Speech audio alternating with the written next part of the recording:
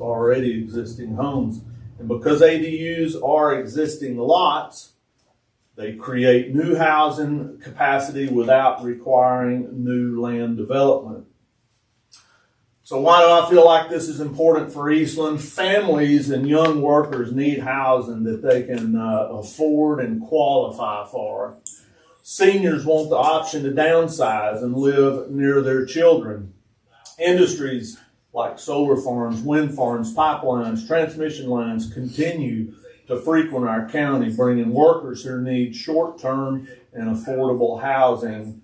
And meeting that need directly, I believe, stems the economy through local spending and tax revenue. It's also worth noting that federal fair housing law has made it clear that cities are expected to provide fair and attainable housing opportunities. Courts have recognized that overly restrictive ordinances can unintentionally limit access. My point here is not about legal challenges, but about awareness so that Eastland can stay ahead, remain compliant, and remain welcoming to growth and opportunity. This is not about weakening the standards that we want to have. It's about giving our residents more options and more opportunities while protecting the neighborhood character that we so desire and ensuring safety. By updating our ordinances, Eastland can remain competitive with other Texas communities and meet the real needs of our future and our people. A lot of those references that I made earlier about a lot of the working groups that come to town and come to this county, I've had personal experience with a lot of that because I own multiple Airbnbs, and probably most of y'all don't even know that. I'm expanding that. I'm working on some property in Cisco. I'm meeting with them tomorrow, and a lot of the things, San Antonio, I believe, is setting the stage for something really huge, because you can go in down there and buy a quarter lot and a small tiny home ready to move into for $105,000, and they found a way that it's working, and they're using up lots that are sitting that's not generating anything, and they're providing an affordable way for people to have housing. And you guys all know that it is expensive to build a conventional home, which unfortunately I believe our ordinances point towards as they are now. I figure I have about 45 seconds left, so I'm going to move on to something else. I want to talk real quick on floodplain restrictions and why I believe Eastland needs a common sense approach. We've talked about housing options and other challenges that affects housing and business growth in Eastland is the floodplain and the floodway restrictions. When Eastland joined FEMA's flood insurance program, it gave residents access to insurance and disaster aid, but it also required us to follow very strict building rules. The goal is still safety, but the result is often roadblock after roadblock for property owners and businesses.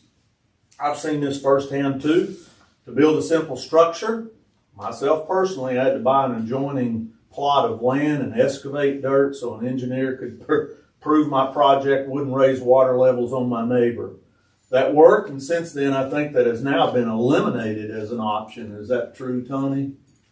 Are you talking about for excavating for engineers? Yeah, any type of work in the floodway does not allow for excavation unless you can prove through an engineer that there is a no-rise situation of the project. So regardless, I want to encourage the council to work towards less red tape on the floodway stuff. Even when I served on my couple of terms on the Economic Development Corporation quite a few years ago, these same things are still hindering development. I think we would all agree with that, wouldn't we? They hinder development. This matters for Eastland because every project delayed or denied is lost tax revenue, lost jobs, and lost opportunity for our community. A plan of action proposal for me would be a clarity for residents, to create a plain English guide that explains what the rules mean and what steps can be taken to work within those rules. Pre-check process, openly offer property owners a simple meeting with the city's floodplain administration before they spend money. And I've met with Tony numerous times, and I think the public needs to know how easy that is to try to work with him on coming up with plans. Map accuracy, encourage surveys and FEMA map updates to fix old or inaccurate flood lines. I think this may be happening now and maybe already to some extent done. Is that correct? No, the flood hazard mitigation project, which is what's been done with the roads and everything else, started when JJ was here, does not really deal with the flood map itself. Okay. The flood map that we're using is still based off of one from 1997. Okay. So it probably does need to be updated. Ties to economic growth, treat floodplain flexibility as part of Eastland's development strategy, protecting residents while opening the door for homes and businesses to build. Eastland County has been home to my family for generations. Once again, the city has always been the center of our lives. I want to see it remain a place where people choose to live, work, and invest. That means opening the doors to new housing options like tiny homes and accessory dwelling units, and also applying a common sense approach to the floodplain rules so that safety is protected without shutting out opportunity. By reducing unnecessary barriers and adopting proven standards, I believe that Eastland can honor its past while positioning itself for a stronger, more welcoming future. I'm going to pass out what I went over so you guys can have a copy of that to take with you, and it also has a copy, the best I can provide to you, the Appendix Q that I referred to in here, that's from the International Residential Code, the IRC.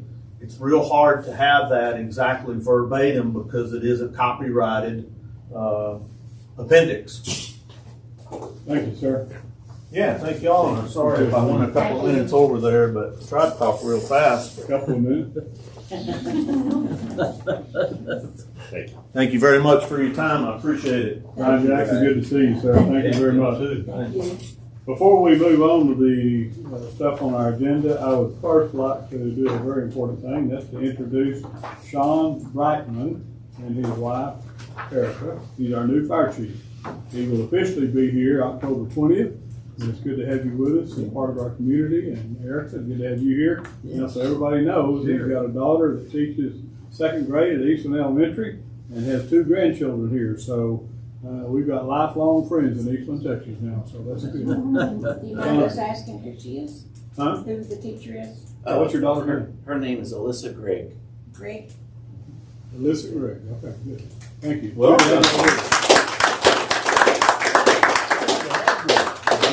If you want to drive around town, look around. If you want to stay here and enjoy this meeting, you're welcome to do either one. Thank y'all for being here. We look forward to working with you. Need to approve the minutes of the August 21st, August 18th, pardon me, September 9th, and September 11th meetings. You got a copy of those. Right. Entertain a motion when you're ready.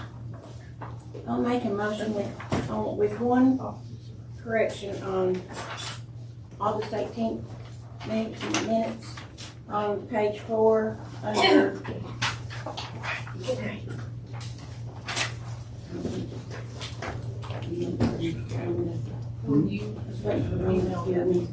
yeah, sure can. I'll give you a hard copy of Page 4. on page 4 under Stuart, Miss. item number 1, Stewart is missing. Stewart is missing? Under eyes. on page 4. Which one? Right in the middle of the Under page. one. Ayes, I made the motion, but I'm yeas. omitted from the vote. Sure we can. Other than that, I make a motion to approve I'll second. the August 18th, September 9th, and September 11th minutes. Got a motion from Shirley and a second by Tom, and to approve these minutes of August 18th, September 9th, September 11th, with the noted correction to the August 18th agenda. Anybody have any other discussion? All in favor say aye. Aye. Opposed, same sign. Motion carries. Financial report, hot diggity dog. Hot off the press. Yep. Lindsay worked hard for this today. I happened to be up at City Hall today and we were not allowed to interrupt her. Anyway, thank you for having this in a timely fashion, and we will look at this in just a second. September sales tax. Huh? September sales tax was the highest. Yeah, this month's sales tax is the highest it's ever been, so I think that's without Whataburger and Pleto's on there, so that's good. Things are going well, we're very blessed.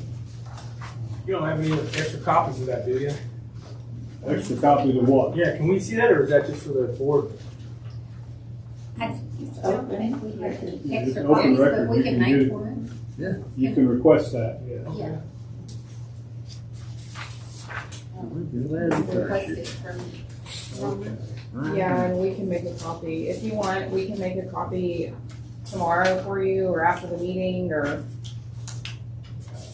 If Okay. you're still here after the meeting, you can have my copy.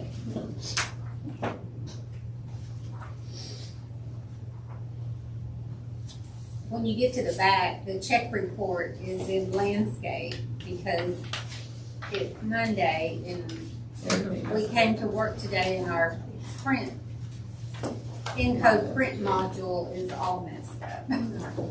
And rather than take the time to try to figure it out, we just, It's still the Lindsay same. just What did is it. this? A different Landscape. print? What is That's what she's telling you. It printed, instead of portrait, it printed landscape. Well, we had to print it that way to be able to get it all on the page. It was not printed properly in portrait. It didn't fit the page. The We check report. can read it. I can read it anyway, but at least it's bigger. It is bigger this way. It is. Oh, it started something. Okay. Do you have any questions about this? I know we hadn't seen it for very long, but it's looking good.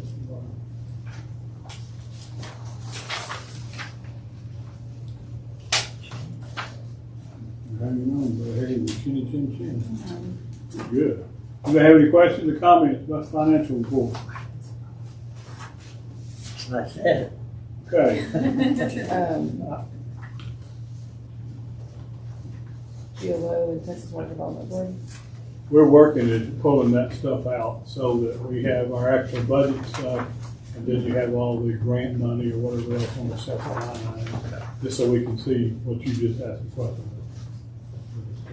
That's that. He just asked me a question about what we talked about, the one-page deal that shows the GLO. two accounts, and you've got the GLO built into that. We're 200%, but that's got that grant money and stuff, and we need to separate that out. We'll work on that. That's a plan we're working on. Board of City Commission may discuss and take action on the following agenda items. Item number 1, discuss consideration of EEDI fiscal year amended budget. They do not have this ready for us tonight, so we will have it at our 19th meeting on Friday. So we can table this Yeah. and the budget. They didn't, it's not their, but it's just their amended budget. They'll have their budget on Friday as well. This is something. This practice. Yes. Terry, I hope to All they have have is the, this right. Okay, I'm with you. Okay, we'll do this on the 19th. yes. So that'll take, we'll take Yes. care of that on the 19th. So this new plan to have meetings Posted. a posted week by earlier. Tuesday instead of Friday, has got everybody, this is the first time we had to do that, so everybody's learning to catch up pretty quick. Item number 2, discuss consideration of a representative to present fiscal year 2025-2026 contract request from the Eastland County Crisis Center. And we have with us, Hi, I'm Braven Nolcamper. I'm the Finance and Grant Manager with the Crisis Center. And I'm just here today to present the fiscal year 25 and 26 contract request. If you don't know, the Crisis Center is over the Child Advocacy Center and the Crimes Victim Assistance Center. In previous years, we requested $28,500 for the Child Advocacy Center, and this year we're requesting to increase that to $22,000. And in previous years, we have requested $8,520 for the Crime Victim Assistance Center, and this year we're asking to increase that to $9,520. Our services are given to the victims at no cost, and of course, we do have grants, but with increase in cost and decrease in grants, we're kind of, requesting a little bit more this year. And an increase has not been given in 3 years, so is that just if y'all have any questions? Well, I don't have a question, but I want to make a comment, and we are fully behind the crisis center, and you know that, and we will support the crisis center, but our budget is already set. We've already done it, but we implore everybody that's coming to us for money, and there's several that we do this with, that we need to come before this time frame. We've already approved the budget. We're in the process of approving the tax rate and the rest of those things, and the budget was actually approved 2 weeks ago? Yes. And that's what we need. We're not gonna let the crisis center go broke. We will do whatever we can to help y'all, but y'all got to come to us quicker. So my personal opinion is we leave it like it is, what's in our budget, and that means we'll leave it at $20,500 and $85.20 in what y'all had. Unless the commission wants to do something different, but we've got to get everybody to get on board and get to us before. She's worked very hard on a budget to give us a balanced budget and make it all work, and she's done that, and we're going to leave it like it is, as far as I know. Okay. Is that fair enough? That's fair, But yeah. if y'all get in a situation and you need money, don't die on the vine. Okay. Is that a fair way to say that? Yeah. But we're not going to make it part of our budget. We're going to leave it like it is. But Okay. you're not going anywhere. Okay. Are we clear on that?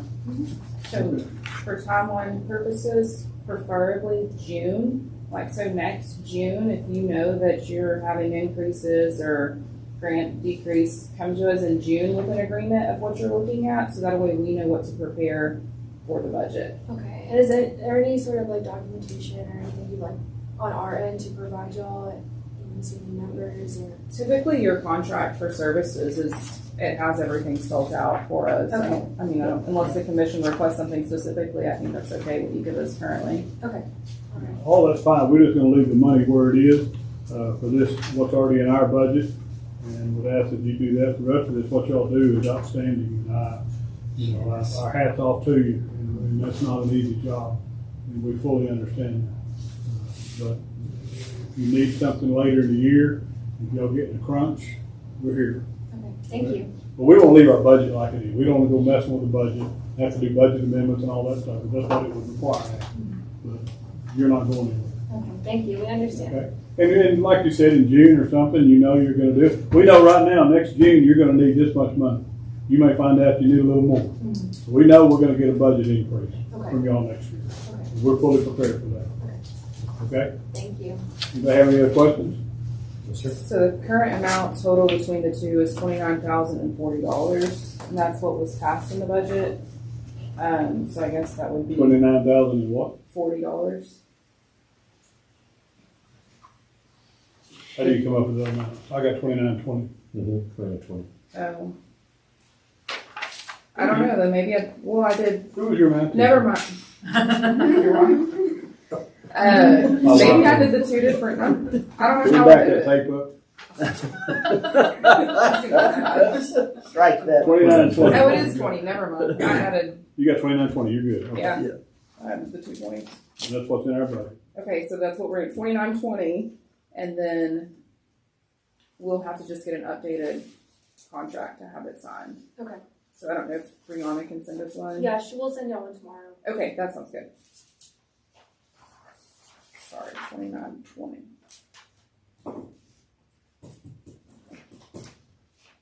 Okay.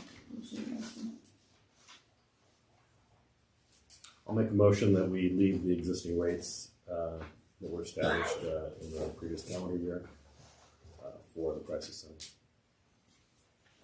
Okay. I'll second that.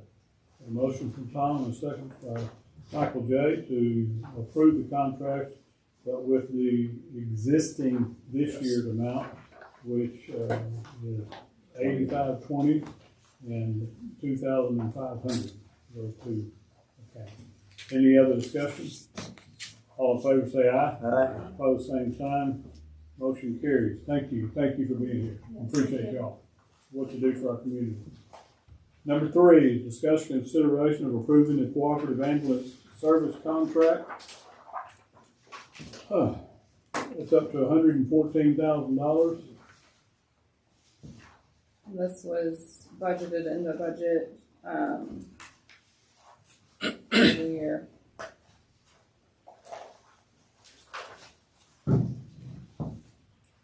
$114,715 is what they've asked for, what Savannah put in the budget. We've had many discussions over this contract in the past 2 or 3 years, and I'll tell you now, and we can discuss this later, but just to put in your head that I want to tell the county and the rest of these people that Eastland's going to freeze their amount at $114,715. And the reason for that is we continue to go up, somebody's going to have to raise taxes. Is it the hospital? Is it the county? Is it the city of Eastland? And we've got to find a plan going forward to make this work. That's right. So there's been a lot of discussion from me with these people, and Savannah there as well, and JJ. This started back with JJ, but it's an invaluable service, and we can't live without it. But our current contract is $114,715. This is pretty much the contract the same, I guess, as it's been, just increasing the money.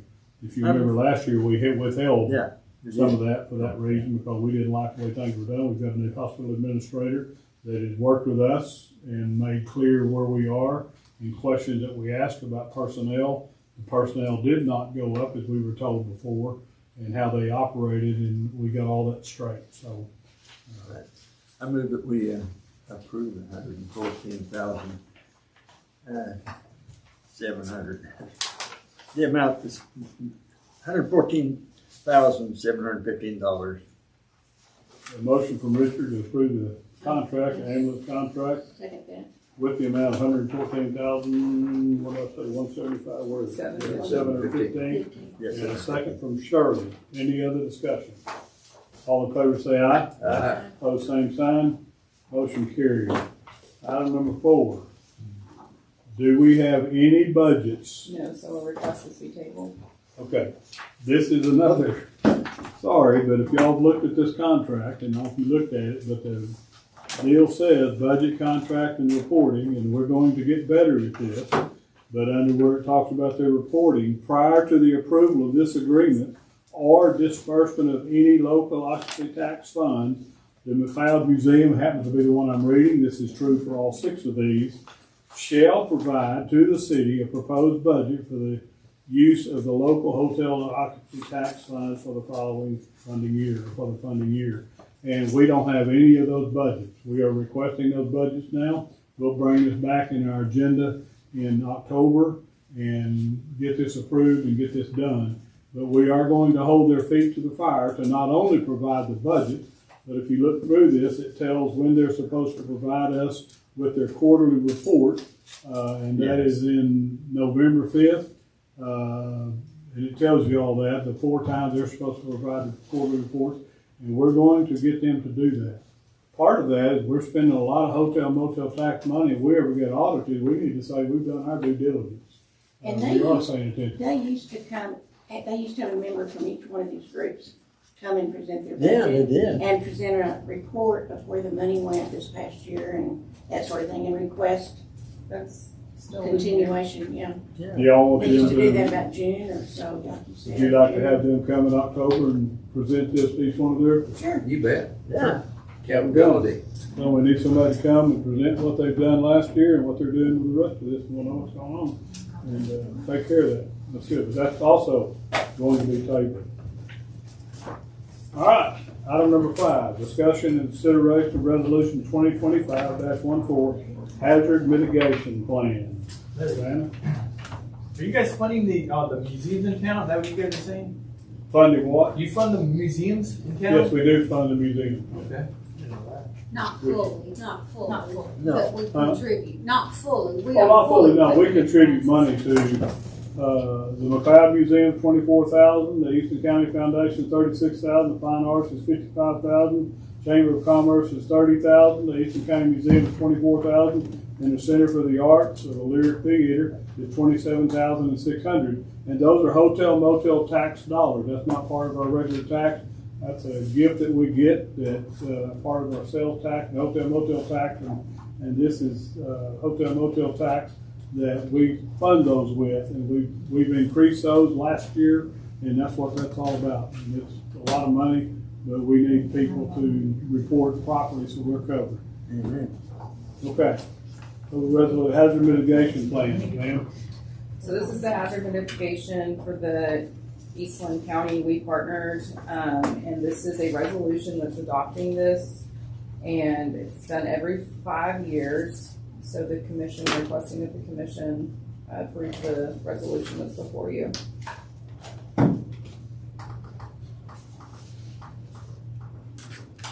Now, just so my brain is not scrambled, we have before us also that you're working on, reporting on the fire mitigation plan. Correct, and that's separate from That's this. separate from this. I Yes. just want everybody to be, this is the hazard mitigation plan and it's separate. So we've got that also, I guess, will be on your report. So we need to approve this hazard mitigation plan, 2025-14. And does the hazard fall under the fire? All of it, like flood, fire, water fire, natural disasters, that's all underneath this hazard mitigation Yeah. plan. So this allows you have this, and this allows you to be able to apply for grants or any kind of funding after you have a hazard. You have to have this to be eligible. To make a little think about it. This is on top. This is the top thing. It's a 5-year process and so on and so forth. Yeah. So I'll make a motion to approve resolution 2025-14 hazard mitigation plan. Second. A second, a motion from Tom and a second from Richard to approve resolution 2025-14 hazard mitigation plan. Any other discussion? All in favor say aye. Aye. Opposed, same sign. Motion carried. Item number 6, discussion and consideration of accepting the resignation of Jacob Page from the Eastland Youth Sports Advisory Board. Mr. Page submitted his resignation, and it's been approved by the EYSAB. They accepted it, and so the commission has to accept that as well. Okay, motion. I'll make a motion to approve the resignation of Jacob Page on the Youth Sports Advisory Board. I'll second that. Motion from Shirley and a second from Richard to approve the resignation of Jacob Page and the Youth Advisory Board. Any other discussion? All in favor say aye. Aye. Opposed, same sign. Motion carried. Item number 7, discussion and consideration of approving the reappointment of Stephen Guston and Scotty Kennedy to the Eastland Youth Sports Advisory Board. Mr. Guston and Kennedy have both said that they want to serve again, so they are asking that their term be approved. Barrett Thomason is also in their same term, and he has not committed fully for that yet. And Jacob Page was as well, but he resigned, so that spot will be open until we can fill it. So right now it's just Stephen and Scotty. Good. I'll make a motion to approve the appointment of Steve Gusting and Scotty Kennedy to the Eastland Sports or Youth Sports Advisory Board. I'll second. Got a motion from Michael J. and a second from Tom to approve Scotty Kennedy and Stephen Guston to the Eastland Youth Sports Advisory Board. Any other discussion? All in favor say aye. Aye. Opposed, same sign. Motion carried. Item number 8, discussion and consideration of approving 2 new bank accounts for the Texas Water Development Board funds. I think we talked about this. This isn't new, is it? This is new. You approved one for the court that we have to have for All court. right. This is a different one. One is because the one loan is tax exempt and one is not, so they're requiring us to have interest in sinking funds, and where they can see where all the money's sitting. They want us to, we have bank accounts for other notes that have interest in sinking funds. They want to see that you have set aside the money To pay it back. to pay the notes. Okay. So, Have any idea how many bank accounts this will make? oh, I don't know. It's a long list. You I can know. tell from your bank stuff. Yeah, It yes. is a long list. And unfortunately, on the court one, where we have to make a consolidated one, we can't get rid of the other ones because the consolidated one only started in May, so you have to keep the other two that you had. They make a mess sometimes, the legislature does. Okay. These will show up on your monthly financials, so. And then we'll also be able to separate those $5 and as part of that, those funds that need to be separated off of our regular balance. That's the interest and sinking fund, that's where you pay the note out, the money that's coming into us to pay the contractors is different from that. Well, I This make a is money motion that to comes- approve the 2 new bank accounts for the Texas Water Development Board projects. I'll second. motion from Richard, a second from Shirley Beebe. Shirley to approve for 2 new bank accounts for the Texas Water Development Board Fund. Any other discussion? All in favor say aye. Opposed, same sign. Motion carries. Number 9, discussion and consideration to approve municipal court week resolution 2025-15. I would like to read it. A resolution recognizing the importance of municipal courts, the rule of law, and a fair and impartial administration of justice. Whereas the municipal courts play a significant role in preserving public safety and promoting quality of life in Texas. Whereas more people come in contact with municipal courts than all other Texas courts combined, the public impression of the Texas judicial system is largely dependent upon the public's experience in municipal court. Whereas the city of Eastland has hosted the municipal court since 1919. Whereas state law authorizes municipality to either appoint or elect a municipal judge for a term of office in Eastland Municipal Court is a state court and its judges are members of the state judiciary. Whereas the procedures for the Eastland Municipal Court operates are set forth in the Texas Code of Criminal Procedure and other laws of the state of Texas. Whereas the city of Eastland is committed to the notion that our legal system is based on the principle that an independent, fair, and competent judiciary will interpret and apply laws that govern us, and that judges and court personnel should comply with the law and act in a manner that promotes public confidence in its integrity and impartiality of the judiciary. The Eastland Municipal Judges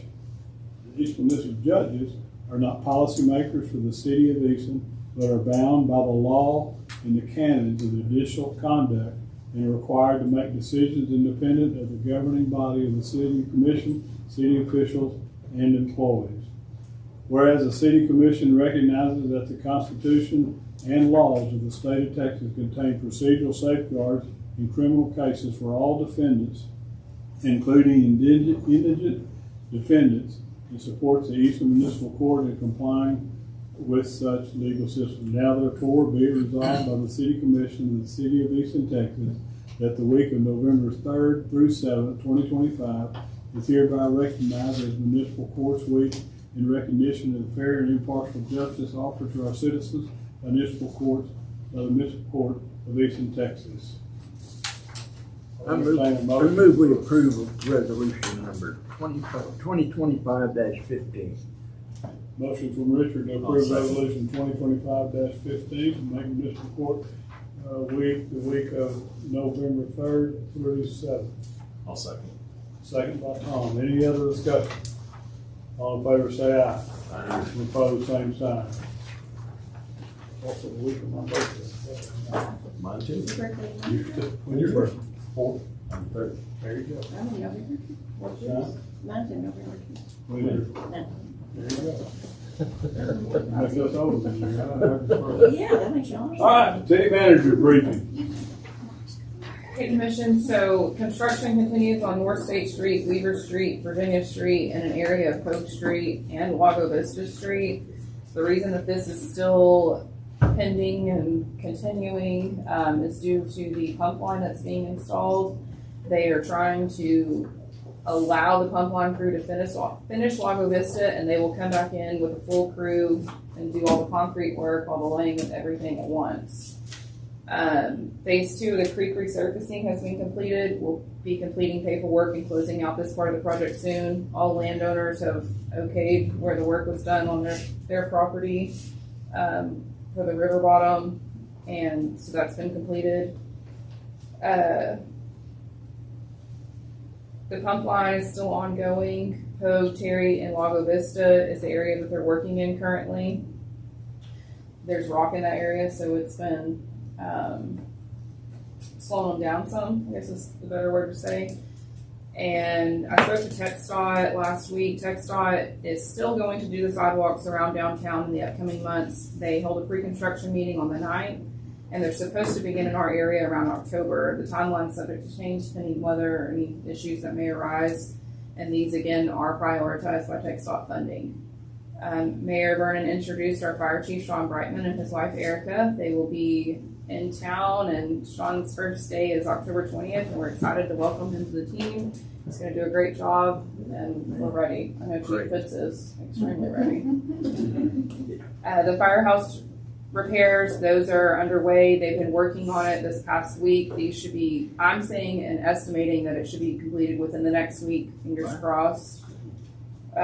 General street update. Our street crew's been repairing several potholes throughout the city within the last month. The street crew also worked hard on cleaning vegetation on Commerce Street, and we're working on completing the repairs for the chip spreader. Once those are completed, we can do chip sealing jobs. Wildfire mitigation update. Equipment's been ordered. We're awaiting delivery of the trucks and skid steer. And I think reported this before, but we have received the wood chipper that commission approved with that grant money. And what's wrong with the chip spreader? What's going on? well, first was the truck, the emulsion truck we had to do. Now we're doing the spreader. It's a radiator, something for the repair on that.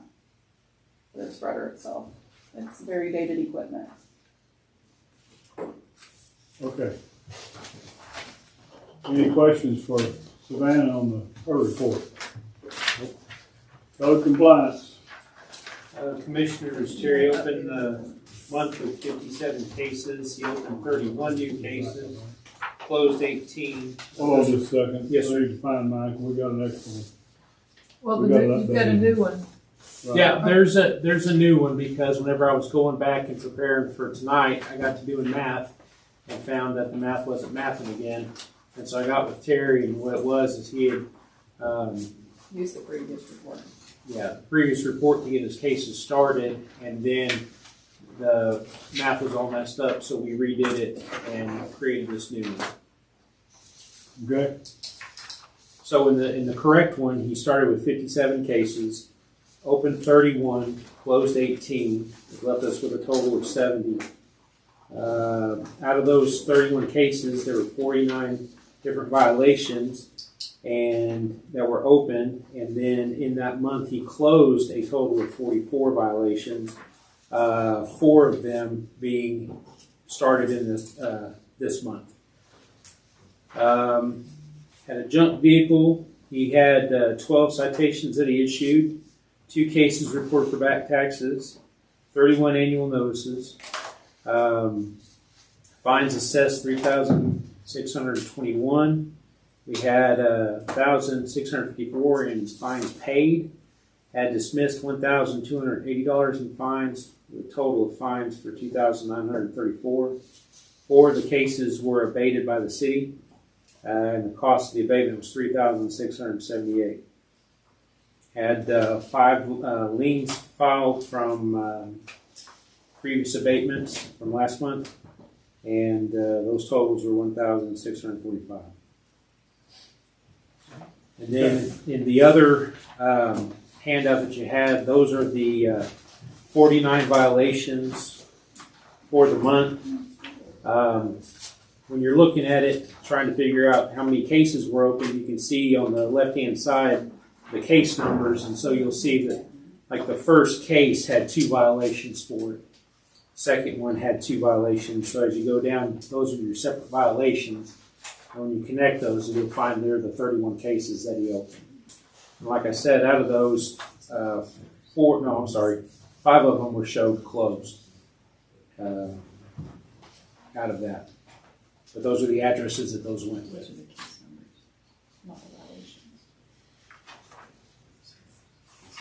Okay. So in addition to these reports, I wanted to let you know that Maverick Townhome has their first new building upright. And they've got a slab poured for their second one that they're working on right now. I did a plumbing inspection for the one that's framed up, and it's passed. It's all good. Everything that I've inspected so far is good to go. To talk about, kind of expand on what Brian was talking about earlier, in addition to him, I've had phone calls from 4 other individuals wanting to do tiny homes here. So there is a want for them. And currently our ordinances don't have a definition for a tiny home that doesn't allow for anything other than what we have defined in the permitted use table and in the definitions. If commission wants me to, I can go and get some information together going off of what Brian's already got for you guys. The Appendix Q that he's talking about is from the 2021 International Residential Code, and that is that tiny home appendix is new for the IRC there. I haven't looked at it. I was made aware of it. I've talked with some friends of mine that work in other cities, and they had talked about that being in the IRC. I think What small towns? He used Austin and San Antonio for a reference. Mm-hmm. What small towns do that?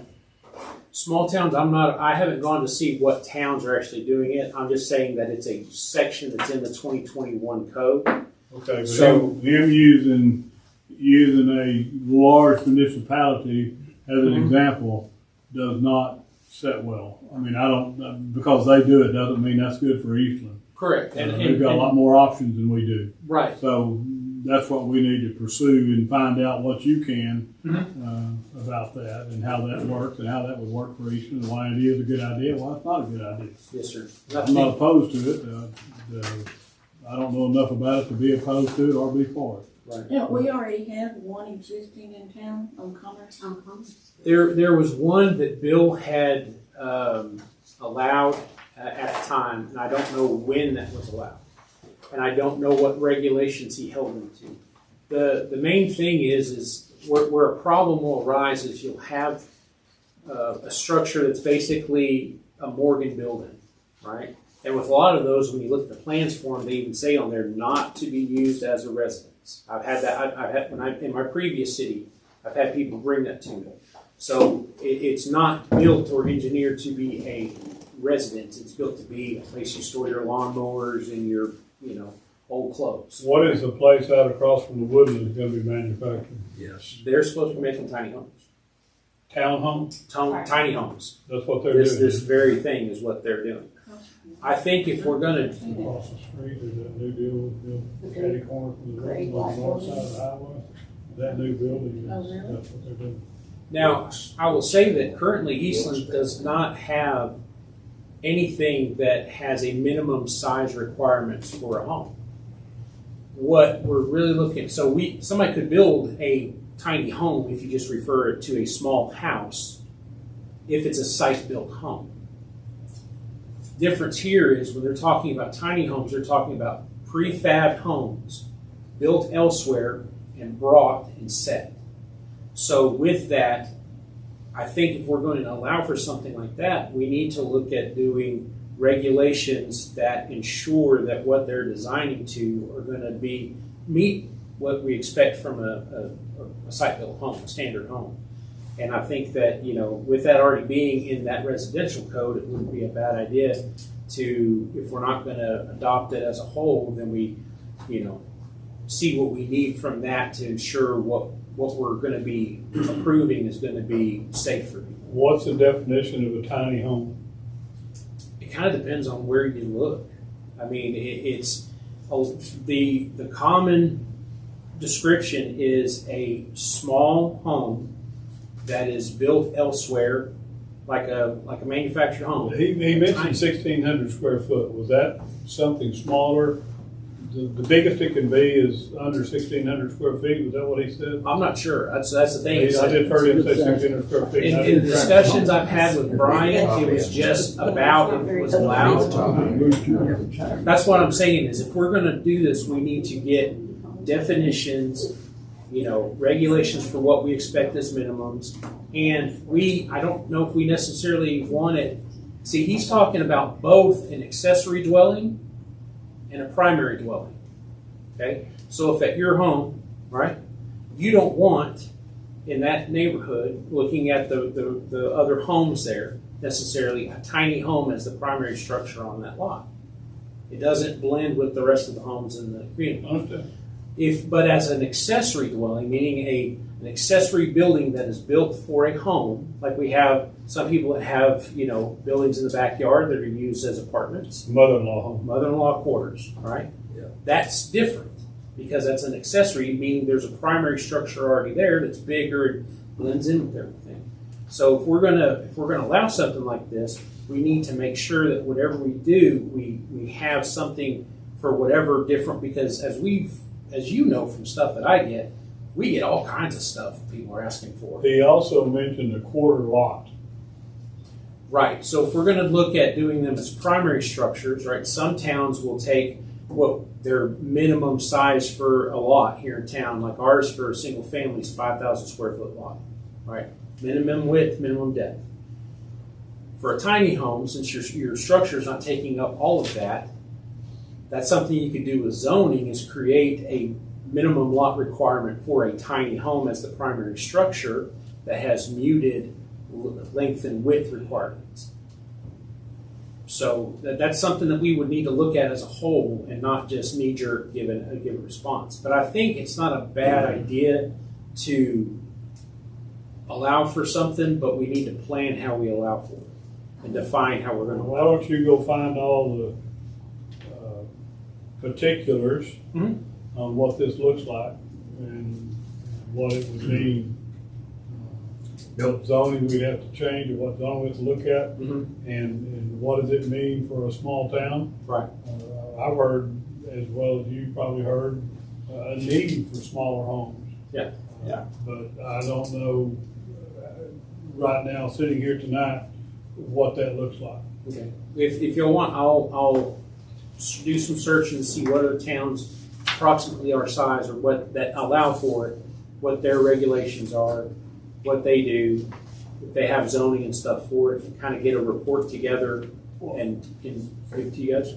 I don't care that it doesn't have to be what's Austin and San Antonio and their regulations. I mean, I don't mind hearing what they're doing, but I would be curious if any smaller towns, our general size, West Texas towns, and how are they making it work if they're using it. Okay. But I know that Fredericksburg has areas that have that have tiny homes in them. They have one just community that's all tiny homes. Yes. And I know they're larger than us, but they're still smaller than San Antonio or Austin. Yeah. Well, we need a definition, because I saw the other day Tony Romo's house is $18 million, and I got a tiny home. That's what I'm saying is, depending on who you ask, it's a sliding scale. So what I'll do is I'll go ahead and get as much information as I can. And like Roma said, she can ask her city secretary group who allows for it, and that'll give us towns to look at. And we'll just go from there. I think Brownwood has started something to do with tiny. Who has Brownwood? Brownwood. Spur, Texas has some. Okay. Spur has their own community of tiny homes. Who does? Spur. I think that's what you Spur, want Texas. to do.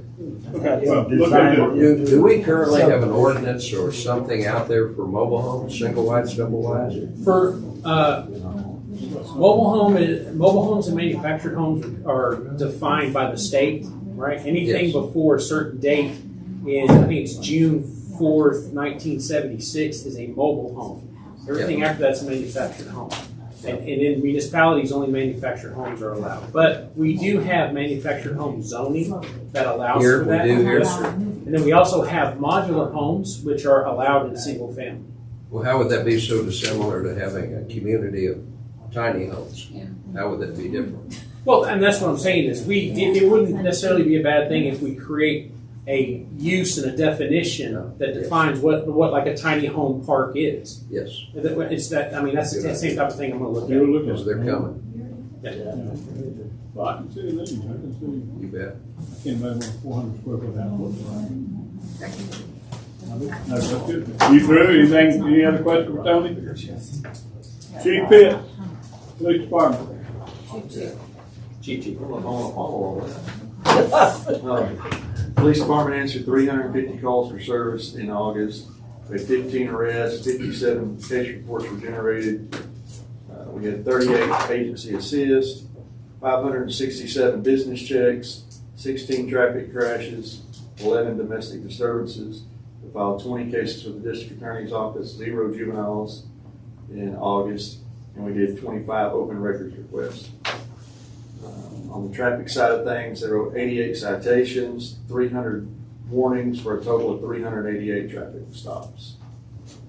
On the animal control side of things, the 2 animal control officers answered 245 calls for service, issued 8 citations, 12 warnings, 9 animals were impounded, 6 were adopted out, we had 0 quarantines. We had 2 significant narcotics cases, 2 DWI arrests, 6 other arrests, 5 arrest warrants were served. We had 1 large narcotics case that resulted in a manufacturing delivery charge, and we did have 1 fatality crash inside the city limits. And that was the one out in front of Tech Stop. Officer Buck. And we also, we lost our K9, but that was this month, so. Make sure everybody's aware of that, and what is our plan going forward? Our patrol sergeant wants to continue in the K9 program, so we're giving him a little time, and right now we're gonna start researching getting another K9 unit up and going. And for those that don't know, we are the only narcotics K9 unit in the county, so it's important to get that back up and going. Wow. And our do that as quickly insurance, as possible. our insurance is already paid off. That was awesome. Tony filed the insurance stuff for us, and we've got all that squared away. That check. Sorry for the loss. Any other questions for Police Chief Pitt? How are we doing on the cameras? They are up in, I mean, we're contacting all the business people to make sure we can put them up on their businesses, so it's up and running as quick as we can get them put up. So we're working on Pretty it. quick. Yeah, I think it's gonna be pretty quick. I think in November, or maybe December, we'll start seeing some actual progress. That it for the police side. Thank you. Fire Department. Changing the header. On the fire service side, we had 92 calls for service. They worked 1 structure fire, 1 vehicle fire. We had 3 grass fires that we worked, 50 medical assist.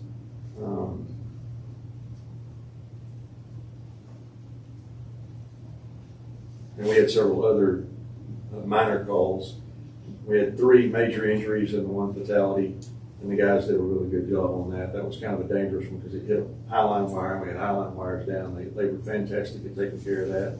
And then we had 9 non-injury accidents.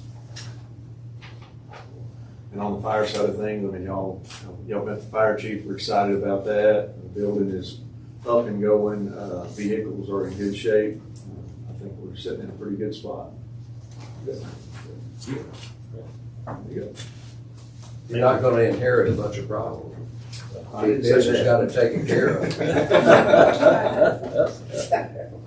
Thank you, Chief Pitt. Any questions from Chief Pitt? All right. Municipal Court, you got anything to say about that? Municipal Court, Deputy Court Clerk, Anna Withers, and Judge Archer both completed legislative update. There's a lot of new laws, and so they struggled through that, but they're better for it now, like we all are. Her collections are listed. If you have any questions, please let me know.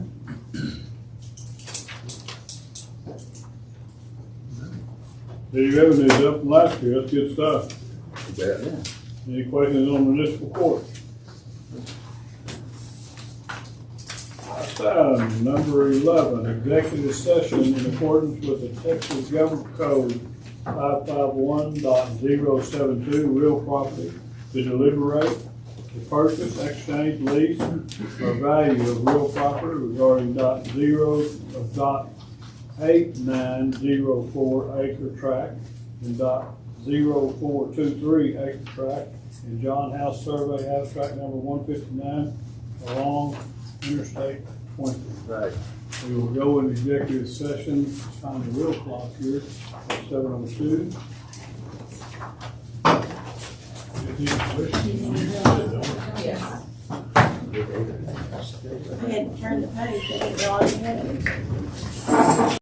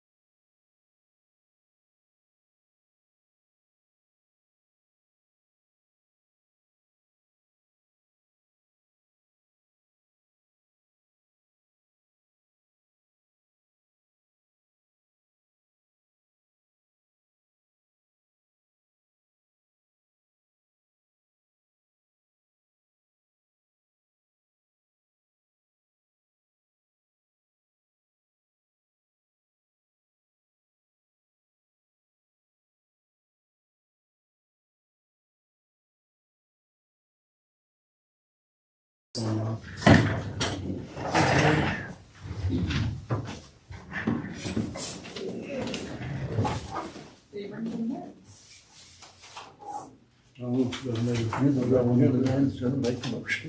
I've got 7:24 without an executive session. Is there any business to be taken care of from the executive session?